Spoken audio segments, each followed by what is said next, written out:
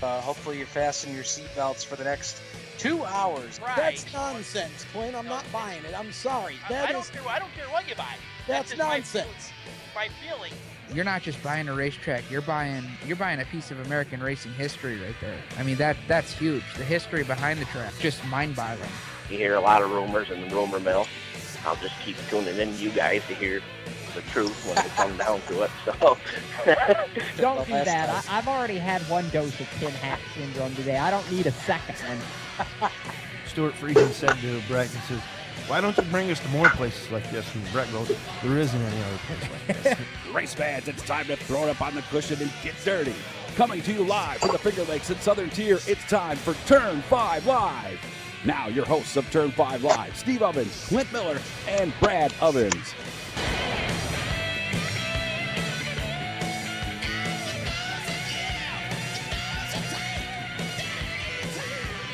Oh, welcome aboard, race fans. Welcome into this week's episode of Turn 5 Live right here on the Performance Motorsports Network. Stephen and Brad Ovens, double trouble, joining you on the program tonight. Clint Miller has the night off, and we're talking dirt track racing, Northeast, national news, Northeast region, you name it. We cover it all right here on Turn 5 Live. Joining me, CRSA 305 Sprint official and co-host here on Turn 5 Live, Brad Ovens. Brad, welcome aboard. Big night. We've got a lot to discuss. Yeah, you know, it's my favorite time of year when we get to sit back and relax and then get up out of our chairs and go work our butts off on all these special shows that are coming up. But I'll tell you, you know, when I say it's my favorite time of year, there's no exaggeration there. I absolutely love the fall race season.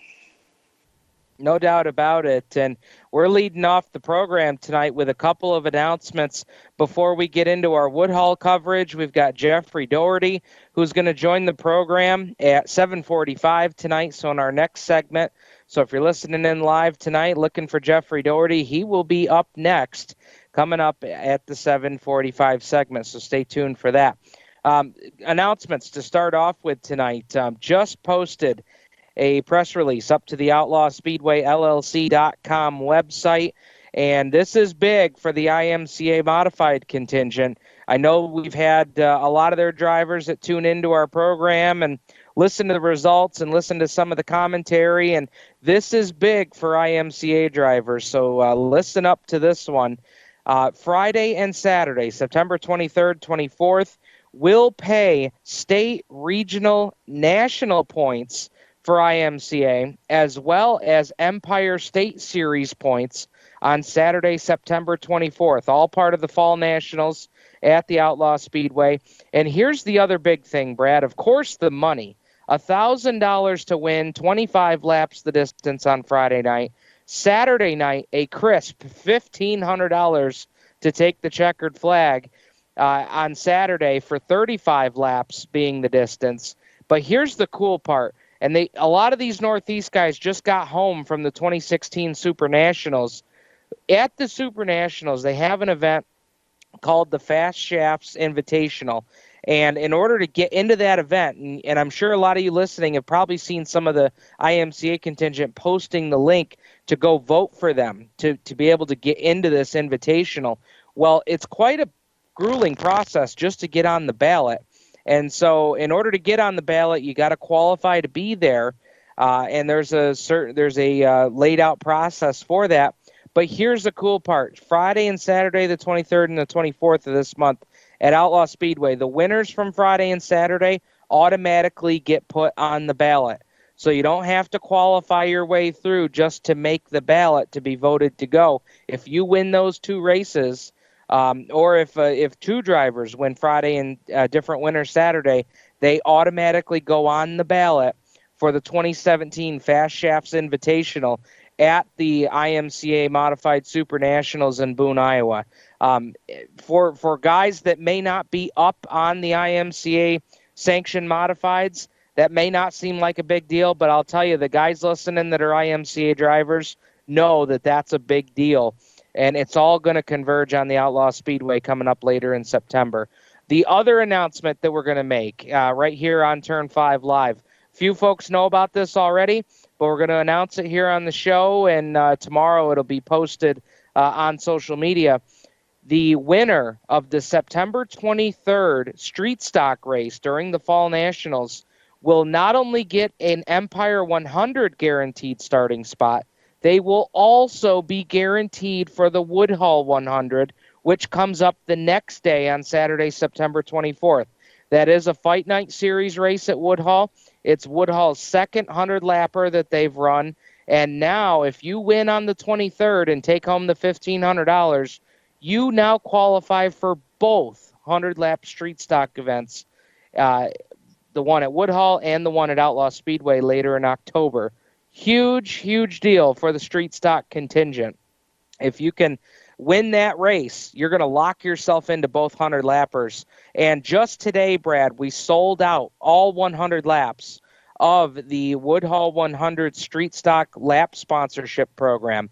All 100 laps are sponsored. All of the contingency awards have been sponsored. If you'd like to double up on a lap, you can do so. $20 minimum on that. And if you'd like to sponsor a contingency award, you can do that. And there's a $50 minimum on the contingency award. Brad, we just had a contingency award come in this afternoon, a drive shaft from the Jared Dennis team. And that is going to all the drivers that don't finish the race.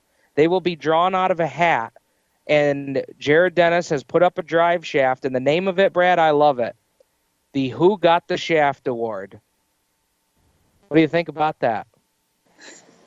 Now that's creative. I like that.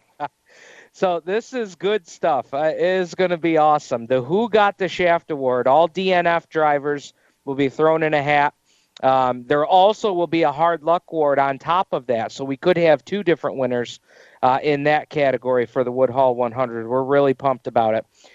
Brad, let's get in. We got Jeffrey Daugherty coming up in our next segment, but I want to get to the winner of the Lyle Sherwood Memorial from Saturday night at Woodhull Raceway, and he won the first Lyle Sherwood Memorial back in 2005. And he has now won it again for the third straight season, driving for Grant Hilfiger. That was none other than Billy Van Pelt. We caught up with Van Pelt in Victory Lane and heard all about his drive to the win, and here's what Van Pelt had to say.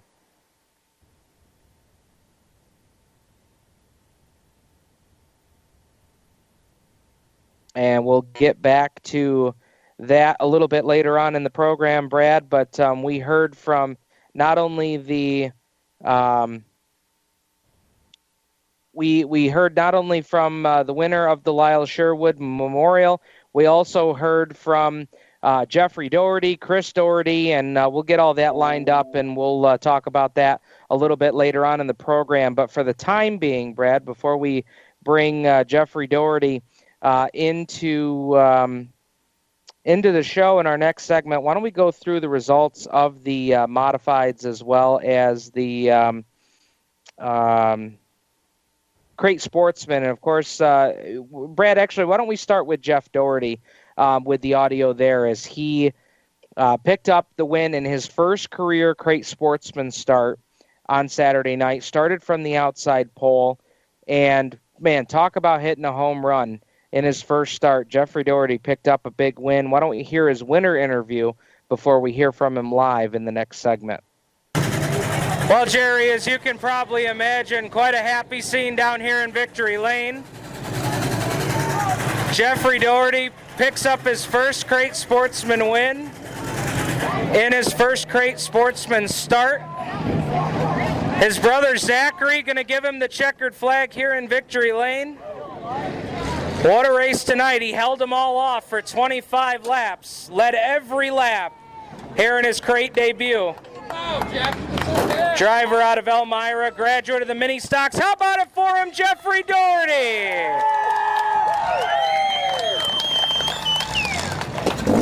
Wow. Put her there, man. I don't even know what to ask at this point. That was flawless. I don't even know what to say. I'm speechless. You started on the outside pole. I'm sure you felt like you had a good car under you. Dad going to come in here for congratulations. What a race tonight. How did you keep the tires on this thing for 25 laps? You know, I don't know who it was that was peeking under me. I pushed up a couple times, so I was just trying to slow my entry up and stay on the bottom as much as I can. Let me give you a little hint on who was peeking underneath you. That car sitting over there in front of you. He was right behind you all 25 laps. You know, there's nothing else I can ask for, especially, you know, my debut in this car, coming out and finishing 1-2 with my dad. That's great. What was the expectation going into tonight? My expectation was just to come out, have some fun, learn something about the car, and if it was fast, let her eat. Well, that you did tonight, man. Talk to us about all these great folks here. It's going to be quite a party in Elmira tonight. You know, we don't have the sponsor on the car, but I got to give a big thanks to Williams Construction and Spray Foam for coming on with us this year. Huge thanks to my dad and Sean Gleason. You know, always helped me out on the car. Jason Gleason, Justin Pack, my mom, my dad, or my brother, Jeremy, everyone just coming down and help me. Congratulations, man. You'll never forget your first Sportsman win, I'm sure. I won't. Jeffrey Daugherty, tonight's Crate Sportsman feature winner. Well, that was Jeffrey Daugherty in victory lane after picking up the biggest win of his career to date, without a doubt. We talked to one happy father in victory lane. That was Chris Daugherty. Let's hear now from Chris after running second to his son in his first crate race and his first crate win. And get a word from Dad. Chris Daugherty finishing in the second spot, man. I interviewed you when he won his first mini stock race, but man, how about his first crate win? You ran second to him all night long tonight. To evaluate his performance from your seat tonight. Yeah, you know, I mean, I knew he was going to start on the outside pole. I was behind him, and I knew at that point if I can just get him, push him off the start there, get him out front, and then get down below, I'll just protect every bit of it. What was your expectation of him tonight? You know, my expectation was I was hoping for a top 10 finish, put it back in the trailer in one piece. I'll tell you what, this is a night to remember right here. Congratulations, Dad. Thank you. Chris Daugherty, Jeffrey's father, with a word here in victory lane. So that's what they all had to say in victory lane. What a big, big win for their team. This is how it shook out with the Crate Sportsman, and we'll get back to the modifieds after we talk with Jeff Daugherty coming up next here on Turn 5 Live. Jeffrey Daugherty, first career Crate Sportsman win in his first start. Chris Daugherty, his dad, finished second. Kenny Peoples Jr., what a drive for Kenny Jr. He had a very fast car, just could not find a way. He tried high, he tried low, he tried up against the Uke tires. Just couldn't get by Chris Daugherty for second to try and challenge Jeffrey for the lead. Jake Ginn fourth, Chris Fisher the top five, 6 through 10 Stevie Hartman the third, who was the Napa Auto Parts driver of the week.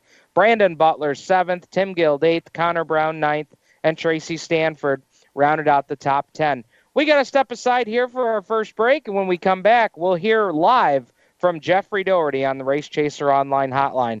You're listening to Turn 5 Live on the Performance Motorsports Network, the voice of motorsports. We're growing like crazy and need account reps who know their way around agencies, the internet, and social media.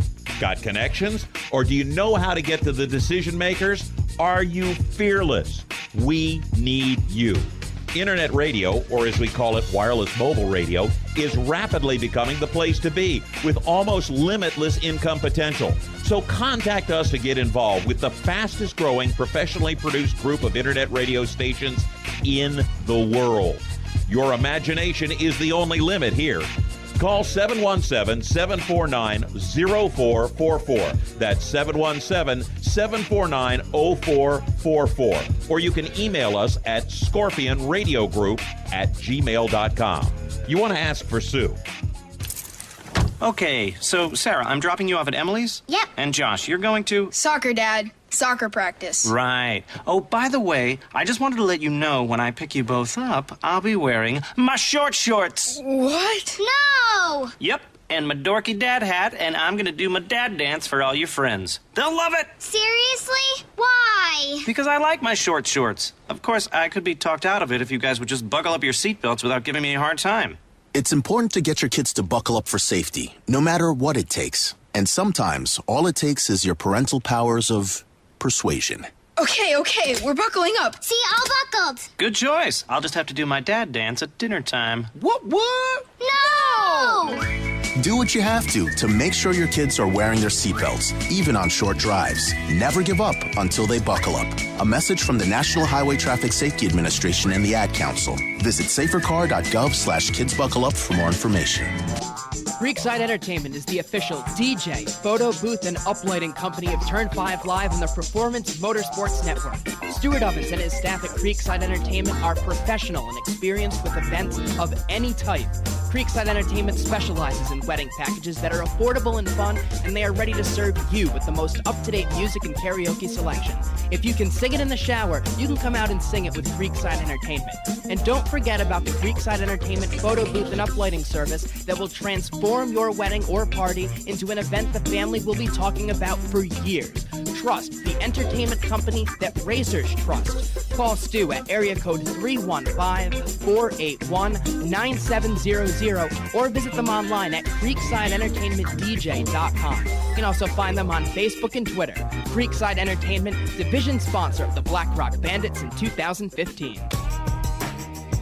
Hi race fans, this is Kelly Hebing and you're listening to Turn 5 Live on PMN. Welcome back, race fans, to Turn 5 Live here on the Performance Motorsports Network. Stephen and Brad Ovens joining you on the program tonight. And we just heard his winner interview from Saturday night at the Woodhull Raceway. First Crate Sportsman win in his first Crate Sportsman start. Jeffrey Daugherty joins us from Elmira here on the Race Chaser Online Hotline. Jeffrey, welcome to the program, man. How's it going, Steve? Oh, we're good, man. First off, let us, I know we're not the first, but let us be next in line to send a huge congratulations out to you and your team. I know that Saturday night, talking to you guys in the pit area, you and your dad both said it hadn't sunk in yet. It's been a couple days now. Is it sunk in yet? Yeah, it started to sink in yesterday, realizing, how much it actually meant to me. I mean, I knew it meant a lot until a couple of days later when I had a lot of people congratulating me, and, it's an unbelievable feeling. I was going to say, you've been able to keep up with the phone. I'm sure your phone's been blowing up here for a couple of days now. Yeah.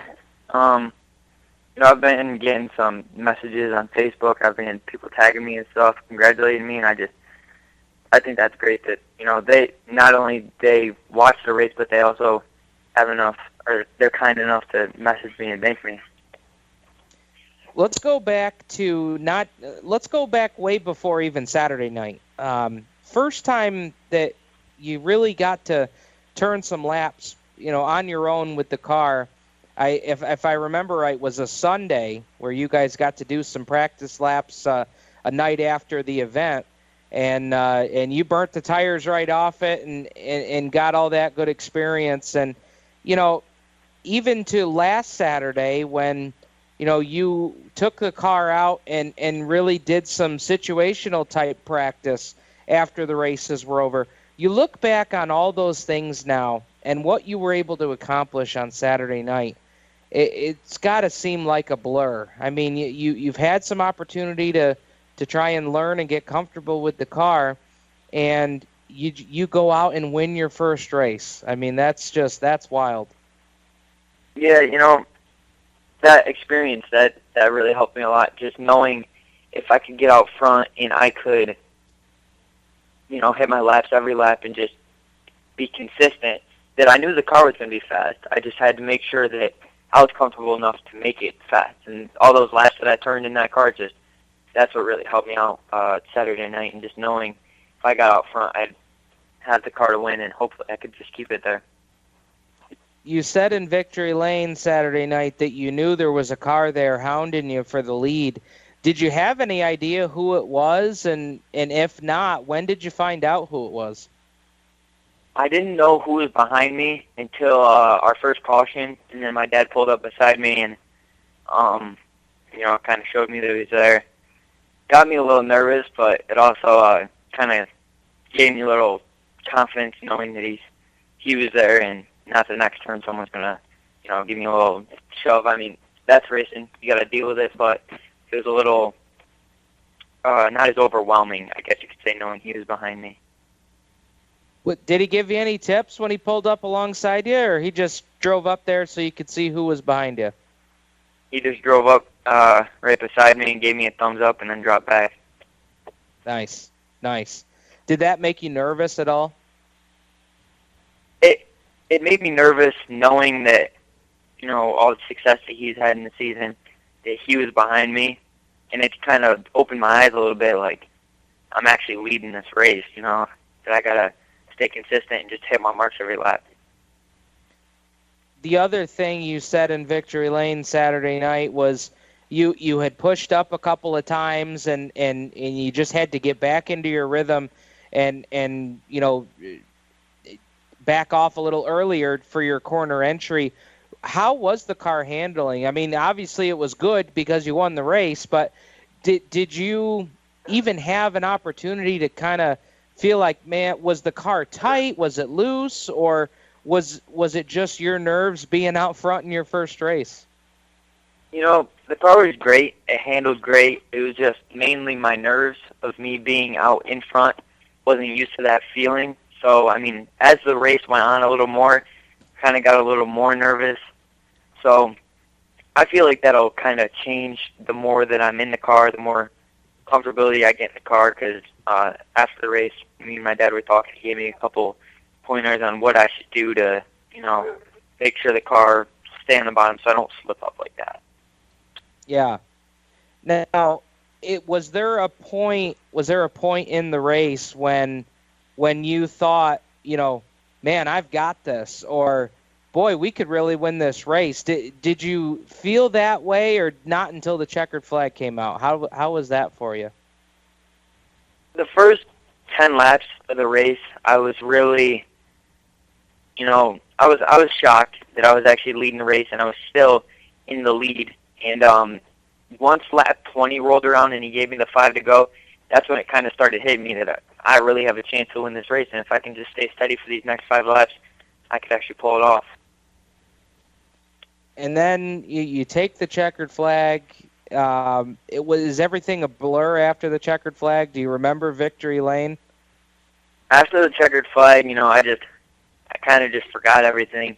It was just, I was so happy I couldn't wipe the smile off my face. I was speechless even after the night. You know, I mean, it really hadn't sunk in completely, but it was just overwhelming. All of the stuff, all the people congratulating me, you know, all the people telling me that I drove a good race for my first time and everything. I mean, that goes back to, you know, having my dad always there telling me what I have to do, how I have to fix it, and just, you know, great support with my crew guys too. No doubt about it. You know, looking back on this season, you know, if the season were all over today, I mean, what a season for you. First Crate Sportsman win, first mini stock win, you know, your first win competing in an adult division. This has been a pretty good year for you guys. Yeah, it's been a really good year, especially as a team. You know, my dad ended up winning 7 races so far throughout the season.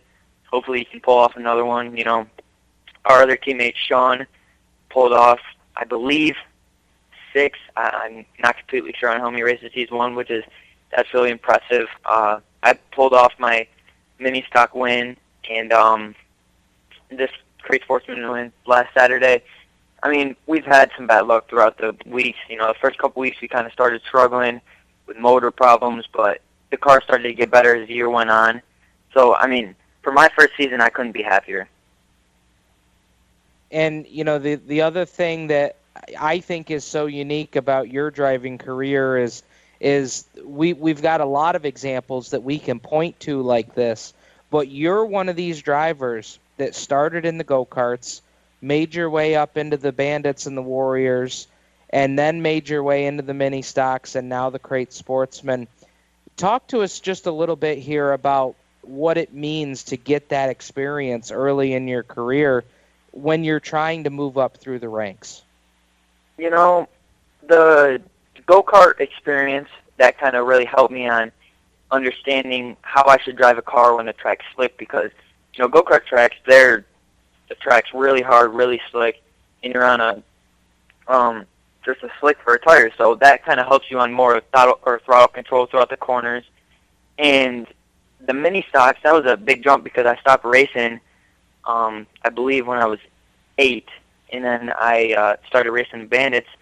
And, you know, that was a big jump, just getting used to not only how the car was going to handle, but what to do when the car got sideways, and just how to drive out of the car being sideways and a lot of other stuff. And then, you know, jumping into the Sportsman, definitely a lot easier to drive than the mini stocks. So that's where I feel like the mini stock experience really helped me in the Sportsman, because the mini stock, you know, they don't hook up as much as the Sportsman, so it's just ongoing events, and everything that we've done or that I've done in my racing career has really helped me to get to this point in just driving style and perspective. Yeah, no doubt. What do you have left on your schedule for this year? Any more races with the Sportsman? I believe we're going to finish out the season at Woodhull in these next couple races. Not completely sure if we're going to travel with my car and I'm going to race other tracks. But we're just going to go out, play it by ear. If I start doing just as good in these next couple races, you know, and I keep getting the experience and getting a little better, we might travel, but not completely sure yet for the rest of the season. Well, man, congratulations. Anything else from Saturday night that, you know, sticks out is something that you're going to remember from that night? Definitely, when usually during the intermission, me and my dad walk up and talk to my mom and my brother, and then we go back down and finish changes for our cars. But as we were walking down the hill to go back in the pits, I looked at my dad and I said, you know, it would be really cool if we could finish 1-2 tonight. He said, yeah, that would be pretty cool. I said, I mean, I doubt that it would really happen, but, you know, that'd be awesome. He said, yeah, and then just going out there and actually ended up finishing 1-2, that was just, it was amazing, you know. It was just overwhelming in the sense that I actually, now I kind of know that I have the, what's the word, capability of going out there and being competitive in that class, and, you know, that's just a huge confidence booster, and I'm just hoping that next year can be just as good, if not better.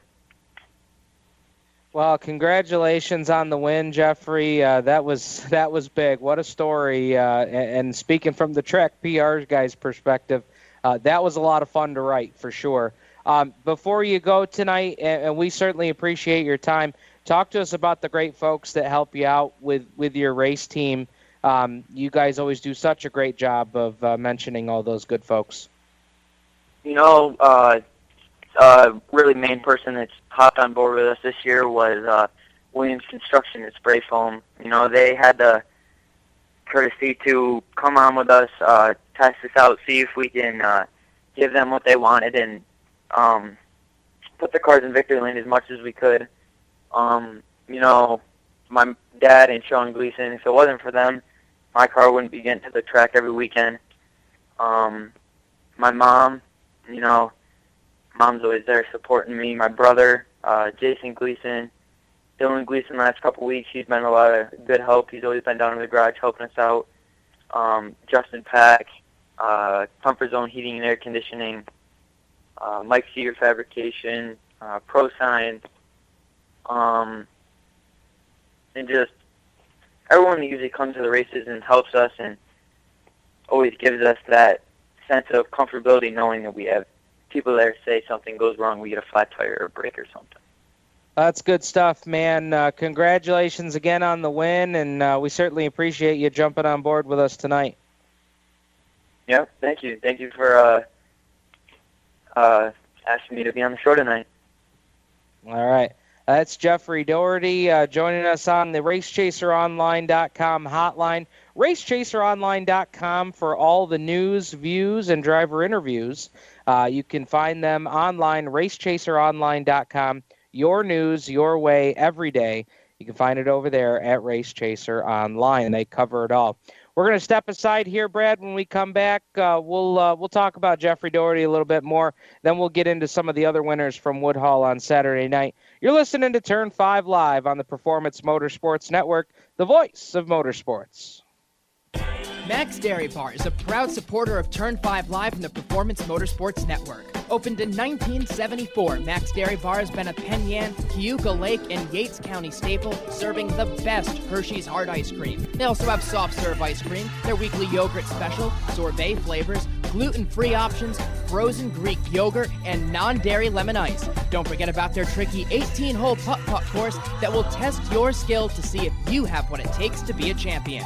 Max Dairy Bar and Mini Golf, located on State Route 14A, just south of the village of Penn Yan, right on the way to Black Rock Speedway on Friday nights. Visit them online at www.maxdairybar.com or Max Dairy Bar on Facebook and Twitter. Stop by Max Dairy Bar and tell them Turn 5 Live sent you. We're growing like crazy and need account reps who know their way around agencies, the internet, and social media.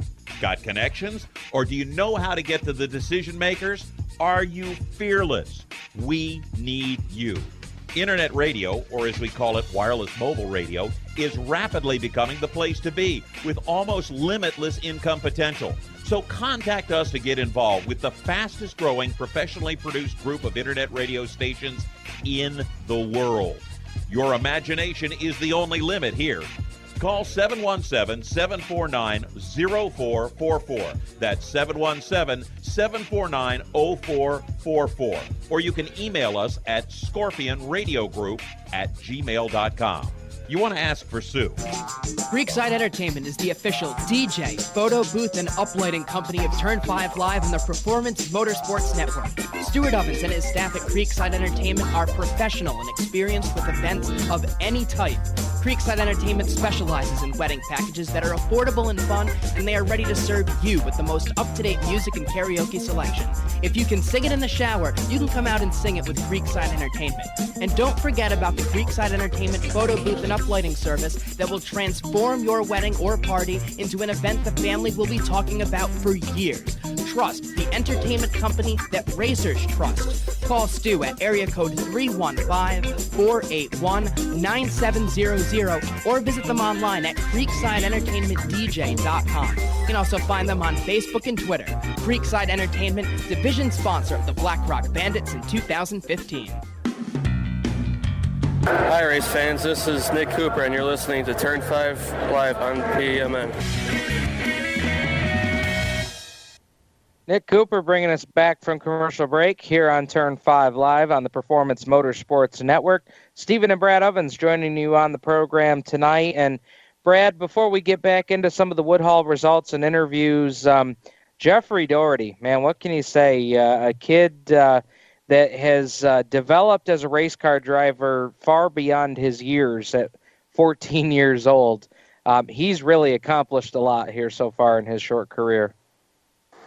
Oh yeah, you know that. I mean, that's almost like a dream come true to be able to go out and win your first race in such a competitive class, because the switch from the open sportsman to the crate just to turn that into such a close racing class that, you know, it's beyond believable. You know, I almost didn't believe it until you saw the pictures and the post on it, but.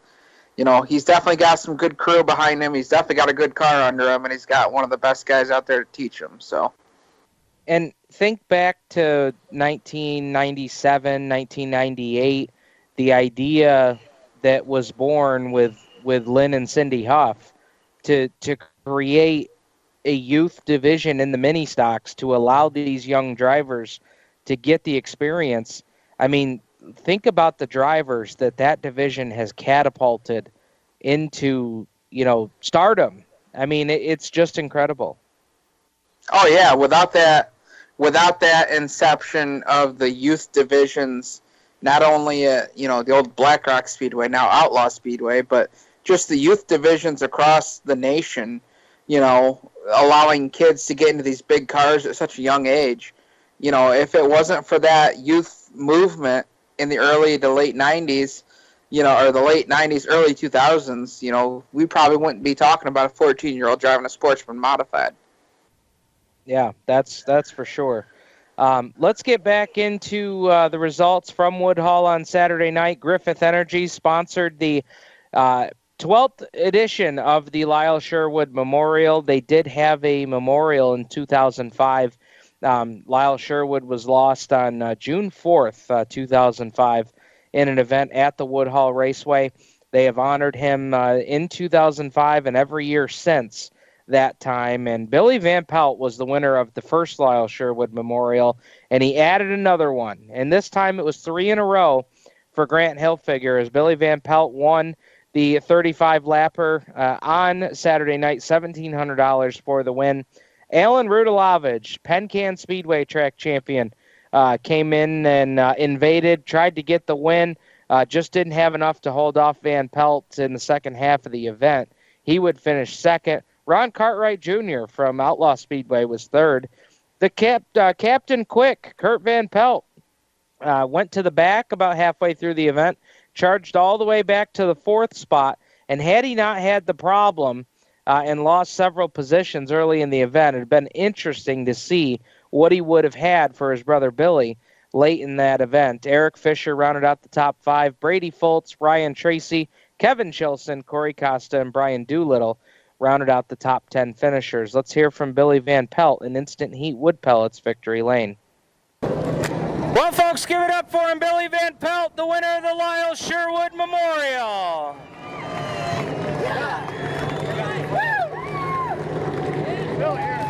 Billy Van Pelt, tonight's winner. Oh, almost caught it.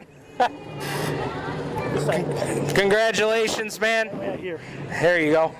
Congratulations, another win here in the Lyle race. I know we talked here earlier this week about how much this race means. I mean, there's a lot of crown jewel events here at Woodhull, but the Lyle Sherwood Memorial takes it up just another notch. Like I said to you earlier this week, this is one of the races that we really, really love to win, and we still miss Lyle, Mr. Outside there. Come think about it, I was on the outside. I was just going to say, you were working the outside lane for sure. Talk to us about trying to get by Alan. Right before that last restart when you got by him, he was starting to swing out to the outside to try and not let you get that run down the straights. He was squeezing me pretty hard. He was doing what he needed to do to try to win the race, and I was going to do whatever he wasn't going to do. And I got to thinking, after he started doing that, I thought, I'm going to do a crossover on him, but I got him too quick here, so I didn't have to. Hats off. I mean, this is one of the biggest races that Grant Hilfiger always wanted to win. We've won it 3 years in a row with Grant. Super, super happy for him. I mean, I got to thank Grant for even letting me have the opportunity to run this hot rod. Well, we talked earlier this week about the announcement for next year, and you were quick to stop me and say, well, yes, we're happy about next year, but we still got 3 more races to try and go out and win. Oh, absolutely. Next week we're headed to Little Valley, see what we can do up there, and then we're coming back here for the Bull Ring Challenge.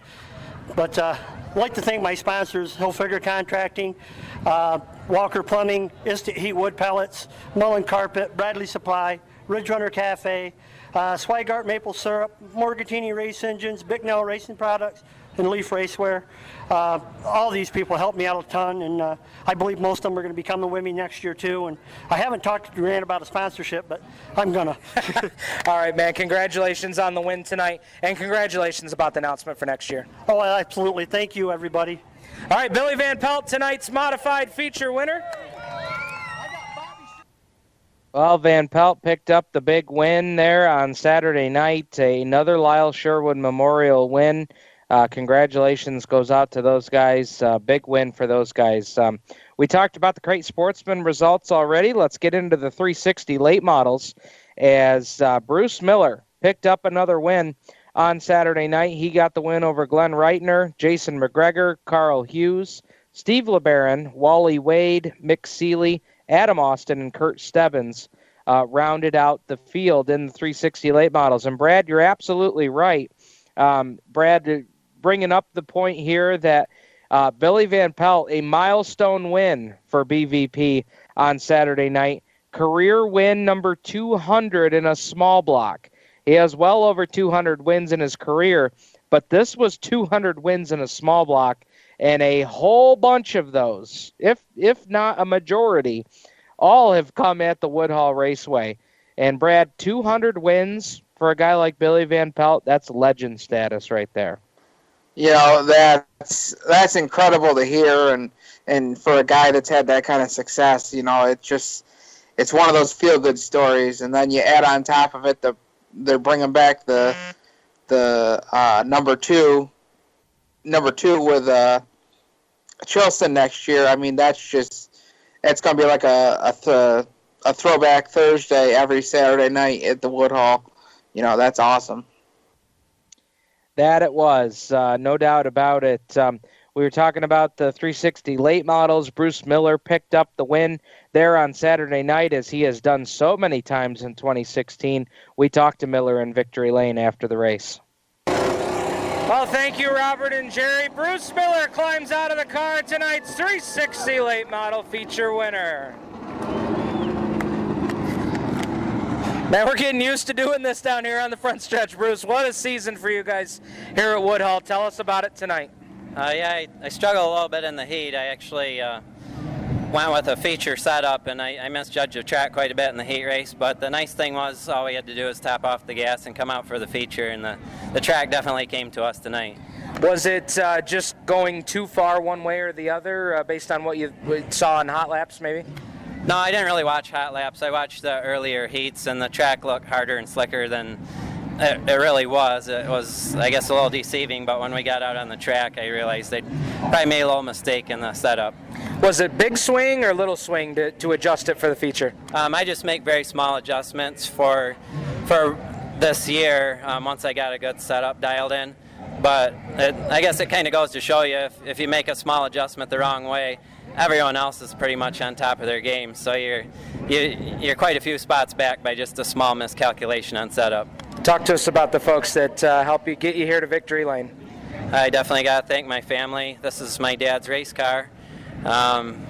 Also my wife and Jake and Mike, they helped me out in the pits. Congratulations on another win here, Bruce. Hey, thank you very much. Bruce Miller, tonight's 360 late model feature winner.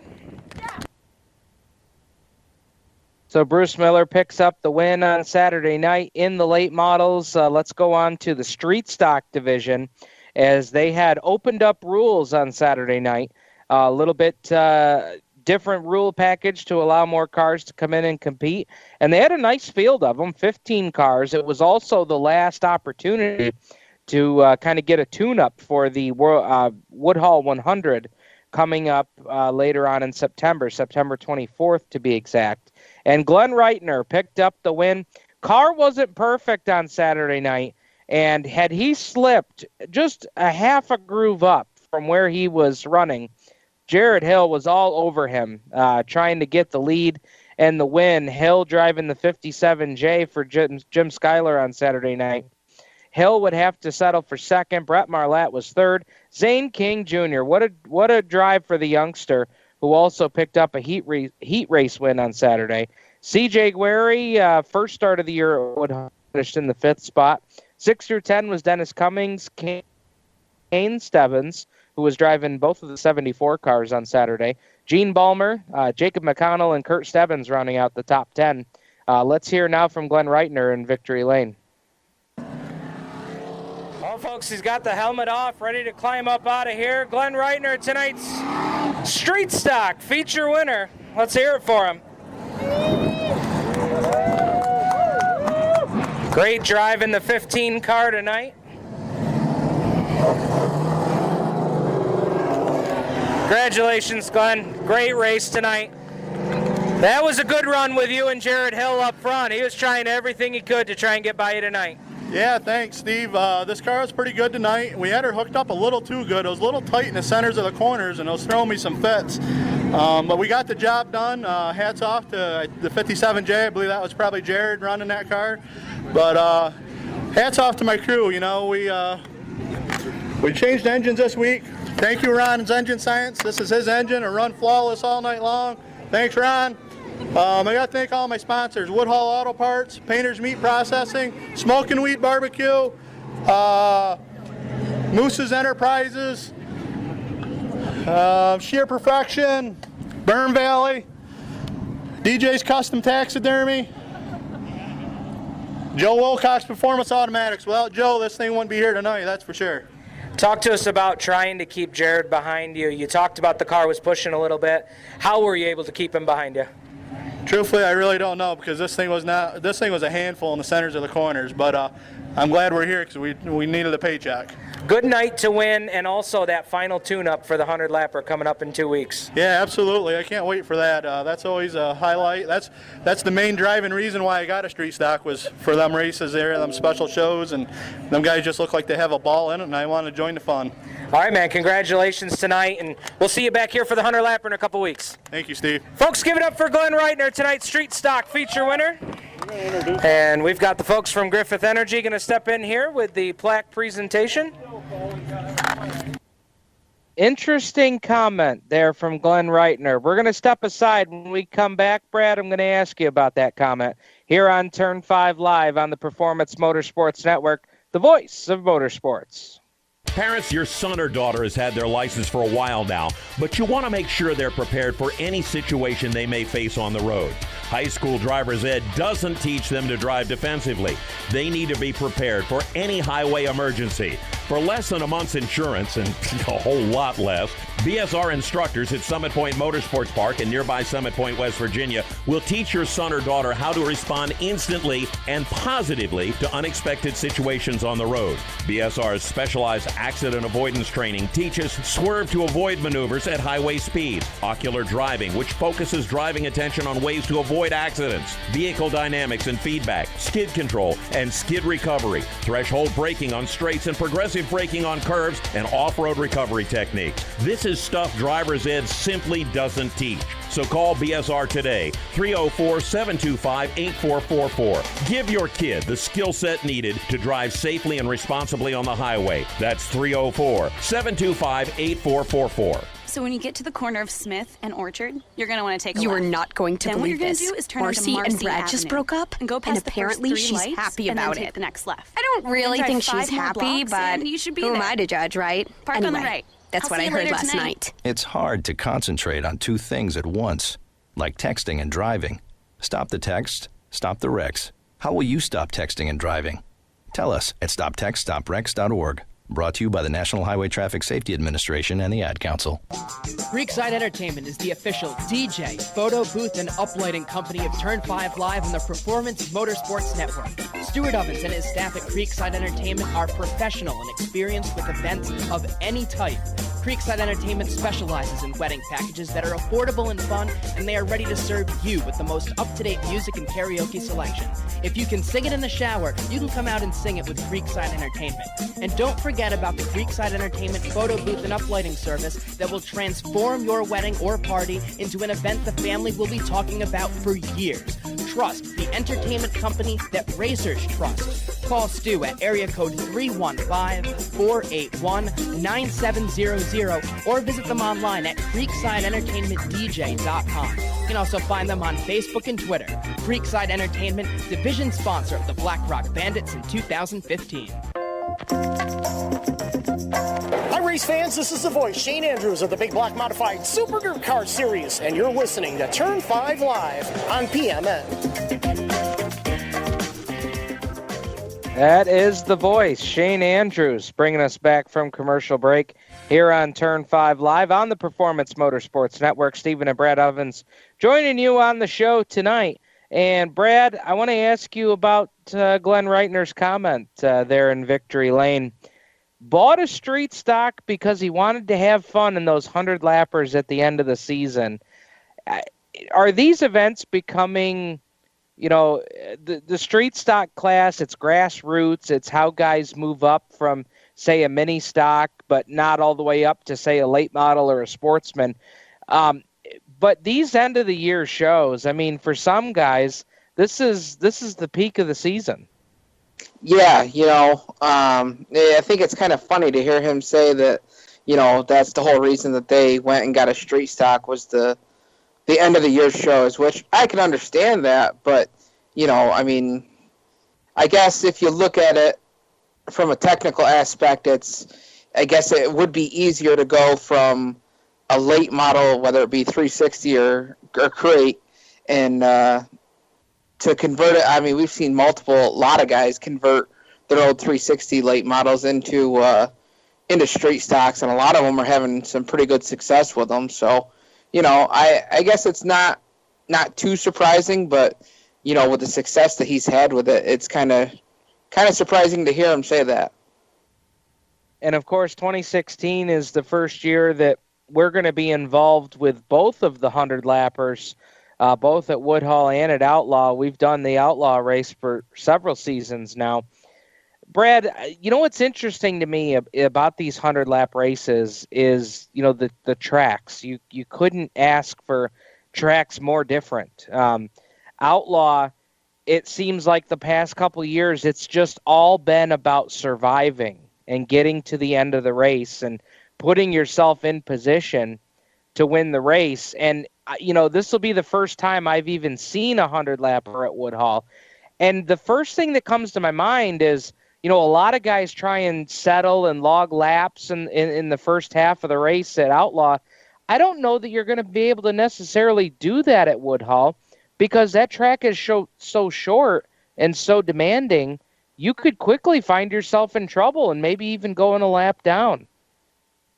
Yeah, I'm not sure exactly how Woodhull has their rules set up, if they have a lucky dog system or anything like that, if you do go down a lap to try and give you your lap back. But, there's no doubt that they're definitely two completely different races. Outlaw, you're going to be able to, like you said, log laps and just ride and keep pace with the guys in front of you. Whereas, like you said, if one guy wants to go out and control the race, he could, set a blistering pace that somebody else may not want to run. And, if you go down a lap and there's no system to help get you that lap back, you could be in a lot of trouble. Or you look at it in the fact that, it could be like, a Bristol race where you're going to go and you're going to have guys that are going to be pushing your bumper all night long. And if you're not going as fast as they want to go, are you going to be willing to give up that position? I think there's going to be a lot of bumpers being used, and it should make everything interesting because it's always interesting when you put it on a short track. Oh, absolutely. And then talking to some guys that were at the race last year, Brad, they do have a fuel stop at lap 50. And, here's the interesting thing, when you talk about that, what'll be interesting is how that works at Woodhull, because there is that little stretch of road there that is in between the lineup board and the lineup area, the pit where the cars line up to come out for their racing events. So it'll be interesting to see how that's all set up. But the one thing that I think is great is the rule that they have with the Empire 100 is you have 10 minutes. If you decide to change tires, you've got to start at the back. If you don't change tires, you leave things alone, you get to keep your position. And so how they end up doing this will be really interesting for sure. And we'll get a lot more of that information, I'm sure, by next week's show as they get the format and everything determined there. But why don't we get back into some of the Woodhull results from Saturday night? We'll move on to the mini stock division. And boy, what a race for John Hand Jr. Picked up first win of the season at Woodhull. He has had a fast car all season, just hasn't been in the right place at the right time. Had a lot of mechanical woes that just, things that just frustrate you to death. And John Hand Jr. finally put it all together on Saturday night. Picked up a big win. He got the win over Carl Bourne. Chris Woodard was third. He was the 2016 champion who won the race the week before. Ray Heyer fourth. Rick Amidon the top five. Ron Daly Jr., Brian Grant Sr., Dylan Gleason in his first mini stock start. Derek Purrier, Scott Lehman rounded out the top 10 finishers. Let's hear now from your winner, John Hand Jr. Out of the car, tonight's mini stock feature winner. Yes. What a race tonight from the pole. Go right ahead and hand him that checkered flag. What a run tonight, man. You had to work your tail off to hold off Carl Bourne. Tell us about it. Oh, I could hear him every stink and laugh. I could not get away, but I knew if I hit my marks, he wasn't going to beat me on the outside. So finally we had a night go our way. I've ran out front before and just something always happens, but thank God it's here now. A lot of pressure, and you just said it. You had to hit your marks every single lap because one slip and he was going to be right there to challenge. Yes, he was, and I know Woodard was there. I saw him pull up beside me on one restart. I had to keep my cool. Talk to us about your year and what this means to pick up a win here late in the season. Well, it's always good to pick up a win. It's a week too late. Points are already over, but we'll take one. It's been kind of an up and down year. Been through a couple motors, a couple heads. Not too awful bad. All in all, you end up tied for 5th in the points, and a win here tonight with the Lyle Sherwood Memorial. That's pretty cool to cap it off here. Yeah, that is pretty cool. I was a big fan of Lyle when I was a kid. We'd come and watch him run. It's kind of a cool night to win. Congratulations, man. Tell us about all the folks that help you out and all those good sponsors. Got to thank my mom and stepdad. They're here every week. Uncle Chris, of course, he's a teammate. Roberta Glosser, Isaac, Jake, my crew guy. Is he the guy pounding on the car down here? He is. He loves it. JT, I don't know. I haven't had to do this yet this year. Fran's Landing, Swiner's Garage, everybody else that donated. It's awesome. Congratulations. Thank you. John Hand Jr., tonight's mini stock feature winner. Final race of the night. Well, John Hand Jr. picked up the win in the mini stocks. Taking a look at the front wheel drive division from Saturday night, Sean Gleason picked up the win. Another win for him in 2016. Had a great season. Picked up the championship night win, which clinched the championship for him the week before. He got the win over Nate Freeland, Dave Richmond, Brian Sturmer, and Ryan Austin, who rounded out the field. Gleason was also the heat race winner, and we talked to him in Victory Lane about the win. Sean Gleason climbs up out of here, tonight's front wheel drive feature winner. Driver of the 26 MK. We'll bring him down here. I can hear the helmet blower running in there, getting some fresh air in that car. Man, talk to us about it. This car was flawless tonight. Yeah, like I said, we had a lot of problems. I sure wish we'd have figured them out a lot sooner because it would have been a lot less stressful last Saturday, but we pulled her off again. So we're confident we got it figured out now. Absolutely. And like I said, huge shout out to Jeffrey. I mean, was that something or what? That's awesome. That was pretty exciting. Now, I was talking to Jerry during your race. I mean, and you said it here too. This car got right back to the form we saw early this season when this car was so strong out front. Yeah, like I said, we struggled with so many things. I don't think the VTEC was working. There was multiple problems. We spent a lot of hours in Chris's garage to figure this car out. So believe it or not, a lot of hours going to a front-wheel drive. Congratulations, man. Tell us about the folks that help you out. I got to thank all my sponsors, all the guys that help in the garage, Comfort Zone Heating and Air Conditioning, Mike Seeger's Fabrication, Greg's Auto Body, Williams Construction, Pro Signs, Daugherty's Auto Sales and Service, and A+ Superior Service. Great job, man. Thank you very much, Steve. Sean Gleason, tonight's front-wheel drive feature winner. So that was Sean Gleason after his win on Saturday night. And just a great night at Woodhull Raceway for the annual Lyle Sherwood Memorial. Not only was all of the winners that we talked to in Victory Lane, was also really nice to see Bobby Sherwood in attendance on Saturday night. Of course, Lyle's brother. It was great to see him. One of their crew guys, Dale, on hand as well. And so it was really awesome to see all those folks there on Saturday night. Of course, coming up next at the Woodhull Raceway, they're closed for dirt track racing this Saturday. They have the annual New York State Horse Pullers Association. So just to show you how diverse we are here on Turn 5 Live, we even talk about Horse Pulling Association. So there you go. There's your plug on that. But their next circle track event at Woodhull will be Saturday, September 24th. Big show on tap, 30-lapper for the 360 late models, also a 30-lapper for the Crate Sportsman, and, of course, the Fight Night Street Stock Series, Woodhull 100, coming up on the 24th. That pays $1,000 to win. We have just about $4,500 in lap money, as well as contingency awards as well as awards for heat race winners. And while we've got a couple of seconds here, Brad, I'm going to go ahead and talk about a few of these that are going to be up for grabs, as it is really a great list of awards. Of course, the lap money, in the way that we do the lap money, as we have done for several seasons, is now you have to be in the top 7. The leader on lap number 1 takes the lap money for that lap. The second place car in lap 2 takes the lap money for that lap, all the way down to 7. And the 7th place car would take it on lap number 7.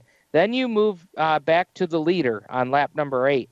And so you go all the way through the lap board that way. And taking a look at some of the laps, I'll point out a couple of the big laps that are going to be on up for grabs. First off, a KB Graphics gift certificate is on tap for the car on the lap 26. That's a $300 package there. $100, a free tire from Lias Tire being put up on lap 33. You've got a $200 gift certificate for chassis work from Barrett Race Cars on lap 40. You've also got $100 for the leader on lap number 50. That's a nice bonus that's been added there. You've also, looking down through the list here, you've got $100 that's been put up by Steve Kemp Motorsports on lap number 92. So that's a big one there.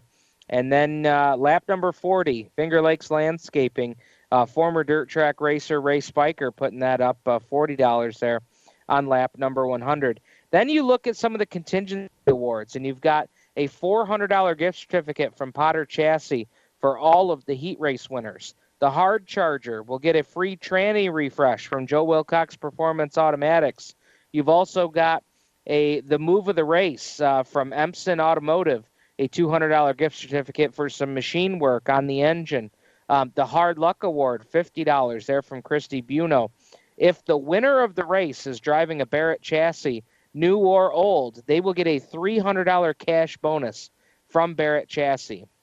The leader of lap 44 gets a $44 gift certificate to Morseman Racing Chassis. The winner or the second place finisher, if the winner is the leader on lap 44, they will also get a $444 gift certificate from MRC.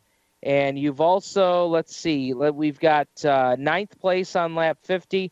We'll get a $50 award from Precision Racing Fabrication. You've got a $100 Close Racing Supply gift certificate to the winner, so winner bonus there. We talked about the Who Got the Shaft award from Jared Dennis. We'll put all the drivers that do not finish in a hat, and we'll draw out a winner there. And now we've got a new one that came in tonight.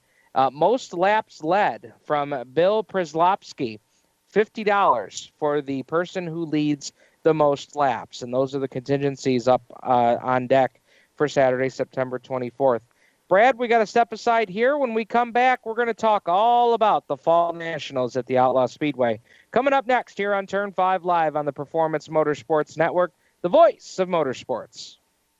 You own a performance car and you know how to drive, but you want to learn real performance driving. Well, Bunky, get that car off the street and onto the track. Summit Point Motorsports Park, the Mid-Atlantic's premier road racing facility, located just over an hour from D.C. in nearby Summit Point, West Virginia, is the place to go. And you'll find that Friday at the Track is going to give you what you need. For less than a monthly car payment, you can attend this regularly scheduled one-day instructional event in your street car on one of Summit Point's 3 world-class road racing circuits. You'll receive classroom instruction, skid pad instruction in their cars, including front and rear skid control, and 4 20-minute in-your-car instructional sessions from a professional instructor. Have fun, go fast, and really learn how to drive. Call 304-725-8444 for class schedules and details. That's 304-725-8444. Friday at the Track at Summit Point Motorsports Park. Green light. Hey girl, school zone. I'm getting hungry. Car changing lanes. You want to meet me for pizza? Stop sign. Intersection clear. Yeah, street. Pizza sounds good. Ballin' Street? Girlin' Street!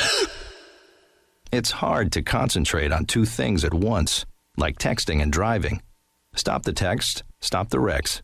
How will you stop texting and driving? Tell us at stoptextstoprex.org. Brought to you by the National Highway Traffic Safety Administration and the Ad Council. Here's an important message from RAD and this station.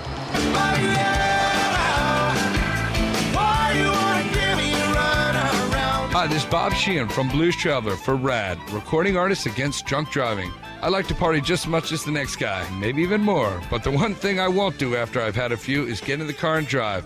Don't blow it. Always choose a designated driver. Remember, music lives, and so should you.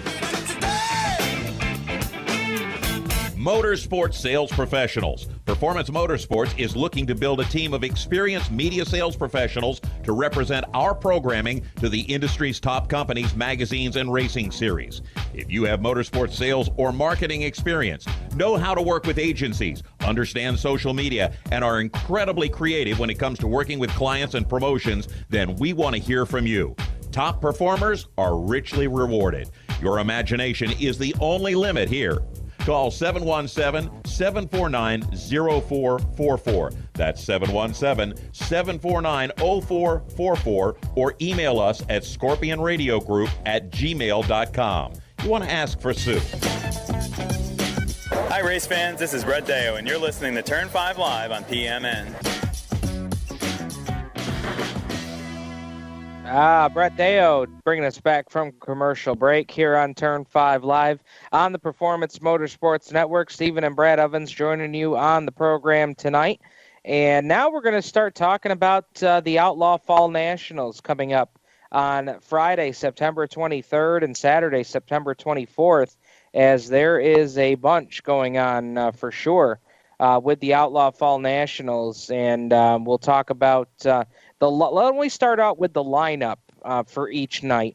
And we'll start it off with Friday because, Brad, I think the addition of the clay to the surface, and we saw how good the race was between Jared Zimbardi and Mark Smith the last time.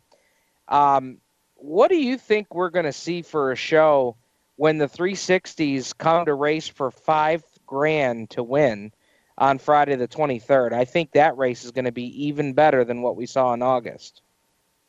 Yeah, with the new clay that they've got down, as long as they can get the conditions right, they get it worked in, and they give them a really good track to work with.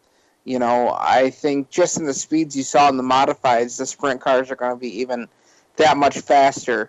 So it's hard to tell with the sprint cars because one guy could nail it right square on top of the head, and one guy could be off, a couple pounds here or, a shock adjustment there, and it could really make a big difference. But one thing I can tell you is they're going to be fast.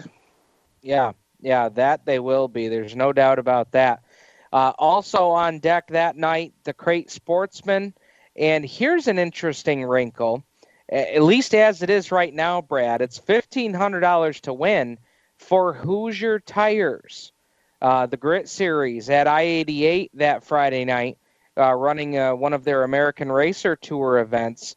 But how about this? Hoosier Tires at Outlaw on Friday night. What do you think about that? I think that that could give some guys, an option to go somewhere and race. And I mean, $1,500 to win, that's not shabby at all. No. We talked about the IMCA modifieds, $1,000 to win, 25 laps the distance there. State, regional, national points on the line Friday night.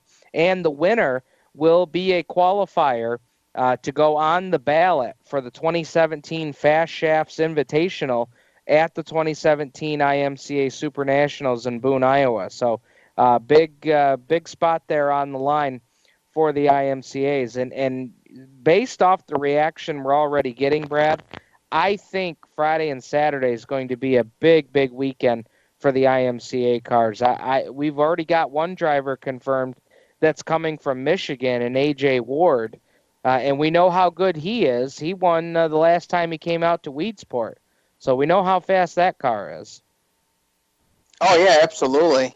I think the fact that they're offering the state, the regional, and the national points and the series points will help a lot, but like Jake Maynard said on Facebook as I was scrolling through earlier, nobody really offers these guys the big bucks to come win a show like that. So I think they'll pack some cars in, especially being the end of the season. The Super Nationals are done.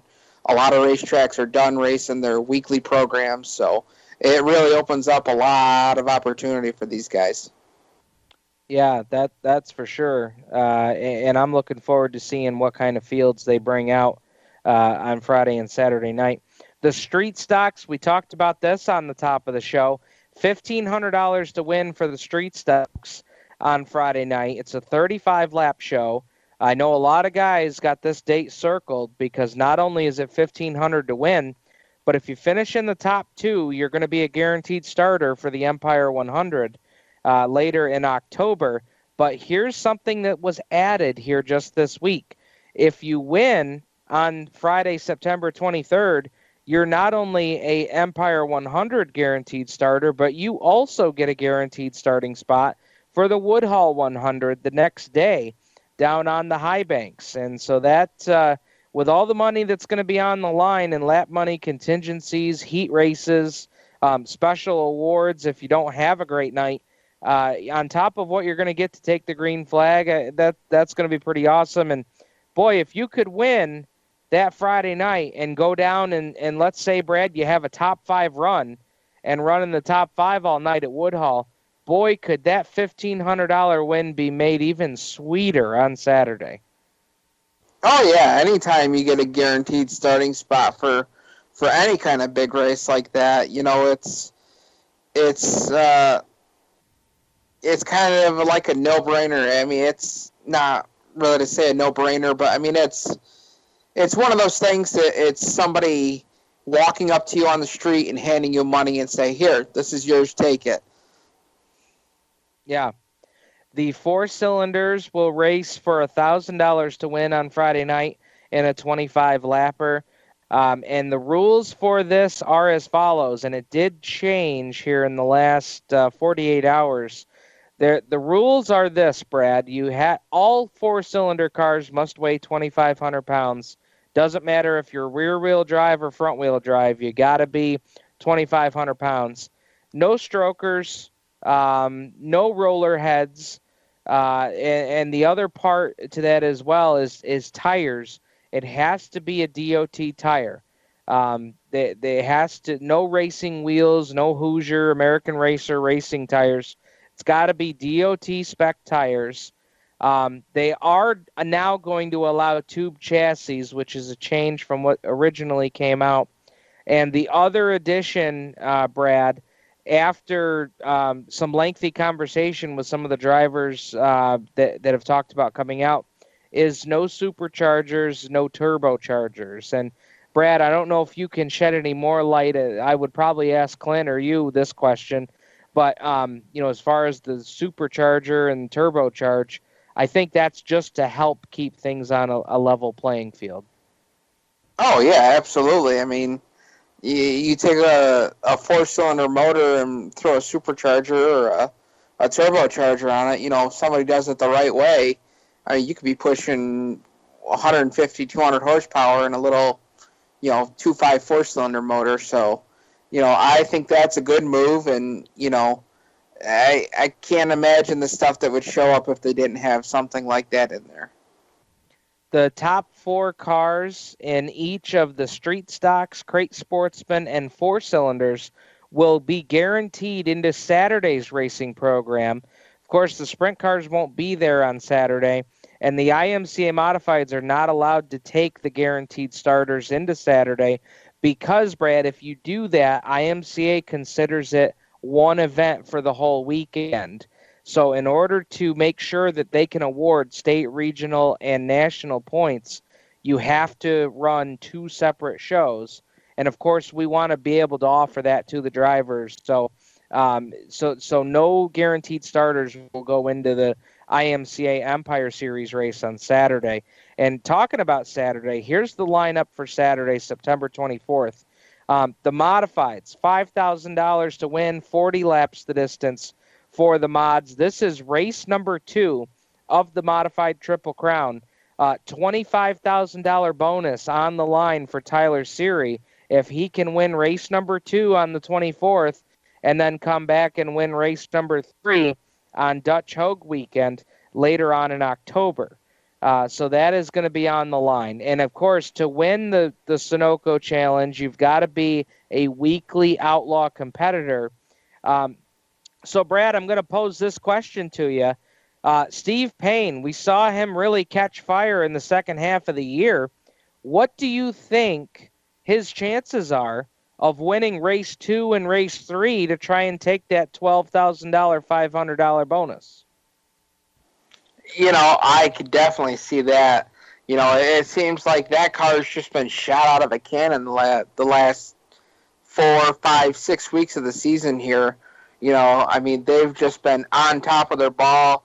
I don't know if the car got that much better, if the driver just started really giving it 150%. But I'll tell you, there's a couple of times you see Steve Payne during the season make some uncharacteristic mistakes, spinning out on his own. I've seen him do that twice this year. And after every time he's done that, that car has gone to the top side, to the low side to the middle to the top. And then even there's sometimes he'll go from the top down to the bottom, back up to the top before he's ever out of the corner. I've seen him drive the living snot out of that car this year, and you're right. I think he could be a contender for that 12-5. Well, we'll talk more about that, and we'll talk about the World of Outlaws. Brad, you were at the Coal Cup this weekend. We'll talk about all the sprint car happenings next here on Turn 5 Live on the Performance Motorsports Network, the voice of motorsports. For 17 years, Stock Car Steel has been a leading materials supplier to the racing industry. Now they're also an official motorsports content partner of Race Chaser Online. The biggest names in NASCAR trust Stock Car Steel for all their raw materials, such as carbon steel, chrome moly, DOM, aluminum, plastics, and much, much more. You can't build a race car without the basic materials, and Stock Car Steel is the place to get them. Don't forget to also visit Stock Car Steel's sister company, SRI Supplies, for racing and industry. SRI is your #1 source for all your shop supply needs. Nuts, bolts, rivets, tapes, adhesives, cutting tools, chemicals, body shop supplies, paint shop supplies, lubricants, and more. A well-stocked race shop is a winning race shop, and the road to winning begins with 3 letters, SRI. For more information, visit stockcarsteel.com and SRI-supplies.com. You can also find them on Facebook at Stock Car Steel and Aluminum, or call either company toll-free at 1-888-752-7272. Creekside Entertainment is the official DJ, photo booth, and uplighting company of Turn 5 Live on the Performance Motorsports Network. Stuart Ovens and his staff at Creekside Entertainment are professional and experienced with events of any type. Creekside Entertainment specializes in wedding packages that are affordable and fun, and they are ready to serve you with the most up-to-date music and karaoke selection. If you can sing it in the shower, you can come out and sing it with Creekside Entertainment. And don't forget about the Creekside Entertainment photo booth and uplighting service that will transform your wedding or party into an event the family will be talking about for years. Trust the entertainment company that racers trust. Call Stu at area code 315-481-9700 or visit them online at creeksideentertainmentdj.com. You can also find them on Facebook and Twitter. Creekside Entertainment, division sponsor of the Black Rock Bandits in 2015. We're growing like crazy and need account reps who know their way around agencies, the internet, and social media. Got connections? Or do you know how to get to the decision makers? Are you fearless? We need you. Internet radio, or as we call it, wireless mobile radio, is rapidly becoming the place to be with almost limitless income potential. So contact us to get involved with the fastest growing professionally produced group of internet radio stations in the world. Your imagination is the only limit here.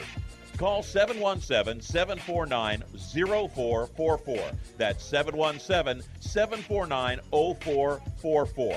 Or you can email us at scorpionradiogroup@gmail.com. You want to ask for Sue. Hi, race fans. This is Mills Family Racing, and you're listening to Turn 5 Live on PMN. Welcome back, race fans, to Turn 5 Live right here on the Performance Motorsports Network. Steven and Brad Ovens joining you on the program tonight. We'll get to sprint car news here in just a moment. Brad, before I roll through the rest of the schedule for the Outlaw Fall Nationals, we talked about Steve Payne. Give me one more driver that you think has a great opportunity here to try and steal that $12,500 by winning race 2 and 3 of the Sunoco Challenge. Well, let's go with a guy they go by the name of AJ Slideways. Ooh, I thought maybe you'd go there, but here's an interesting note. I wonder what car they would bring to that show.